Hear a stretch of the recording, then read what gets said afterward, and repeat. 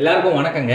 இந்த வீடியோவில் நம்ம பார்க்கக்கூடிய டாபிக் என்ன அப்படின்னா நாம யோகம், யோகி மற்றும் அவயோகி.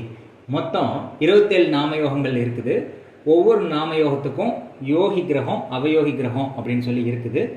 இதை ஒரு லிஸ்ட்டாக ஷார்ட்டாக நான் கொடுத்துருக்கேன். இது உங்களுக்கு ஈஸியாக புரியும்.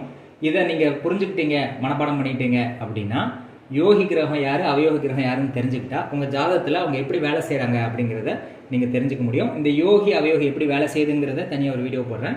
ஃபஸ்ட்டு ஒவ்வொரு நாமயோகத்துக்கு எந்த கிரகம் யோகியாக வருது, எந்த கிரகம் அவயோகியாக வருது அப்படிங்கிறத பார்ப்போம். அதிகண்டம், வஜ்ரம், சுப்பிரம், இந்த 3 நாமயோகத்தில் நீங்கள் பிறந்திருந்தீங்க அப்படின்னா உங்களுக்கு யோகி கிரகம் சந்திரன், அவயோகி கிரகம் புதன். சுகர்மம், சித்தி, பிராமியம், இந்த 3 நாமயோகத்தில் நீங்கள் பிறந்திருந்தீங்க அப்படின்னா உங்களுக்கு யோகி கிரகமாக வருது செவ்வாய், அவயோகி கிரகமாக வருது கேது.